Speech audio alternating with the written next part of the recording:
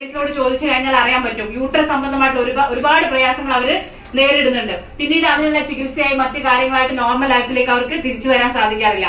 അപ്പൊ ഈ ഒരു അവസ്ഥയിലൂടെ മുന്നോട്ട് പോകുന്ന സമയത്ത് എല്ലാവരും ഇതിനൊരു സൊല്യൂഷൻ ആഗ്രഹിക്കുന്നുണ്ട്. കാരണം ഡയാലിസിസ് സെന്ററിന്റെ എണ്ണം വർദ്ധിച്ചുകൊണ്ടേയിരിക്കുകയാണ് അല്ലെ. കേരളം മുൻപന്തിയിലാണ് നമുക്ക് കേട്ടത്. കൈയടിക്കണോ? കൈയടിക്കൂ. എല്ലാത്തിനും നമ്മൾ മുന്നിലാന്ന് പറയുമ്പോൾ നമുക്കൊരു അഭിമാനം സന്തോഷമാണ് അല്ലെ. പക്ഷെ ഈ കാര്യത്തിൽ നമ്മൾ കൈയടിക്കുക അഭിമാനിക്കുകയും ചെയ്യരുത്. കാരണം ഒരു ഡയാലിസിസ് സെന്റർ നമ്മുടെ നാട്ടിൽ വരാന്ന് പറഞ്ഞു കഴിഞ്ഞാൽ അത് നമ്മളൊരു ശാപമായിട്ട് കൂട്ടിയാൽ മതി. കാരണം ഒരു 8 ബെഡോ 7 ബെഡാണ് മാക്സിമം ഉണ്ടാവുക.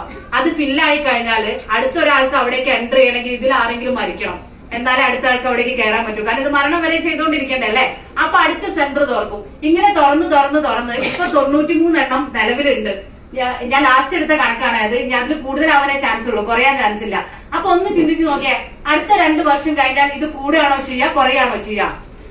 സ്വാഭാവികമായിട്ടും കൂടും അല്ലെ. കാരണം ഇത് ആ ബിൽഡിങ്ങിന്റെ ഒക്കെ അട്രാക്ഷൻ കണ്ടാൽ നമ്മൾ കയറിപ്പോകും. കാരണം മാളുകളെക്കാൾ ഭംഗിയായിട്ടാണ് ഇപ്പോ ഡയാലിസിസ് സെന്ററുകൾ പണിതുകൊണ്ടിരിക്കുന്നത്. അപ്പൊ അതിന്റെ ഒരു അട്രാക്ഷൻ കാരണം പോയി കിടക്കാൻ തോന്നും. അത്രയും ഭംഗിയിലാണ് ബിൽഡിംഗ് ഒക്കെ പണിതുകൊണ്ടിരിക്കുന്നത്. അപ്പൊ ഇന്നല്ലെങ്കിൽ നാളെ നമ്മൾ ഓരോരുത്തരും അതിൽ പോയി കിടക്കേണ്ട അവസ്ഥയാണ് വരുന്നത്. അപ്പൊ അവിടെ പോയി കിടക്കണോ, പോവാണ്ടിരിക്കാൻ വേണ്ടി കരുതലെടുക്കണോ? കരുതലെടുക്കാണ് ഏറ്റവും ബെറ്റർ ആയിട്ടുള്ള ഒരു ചോയ്സ് അല്ലെ.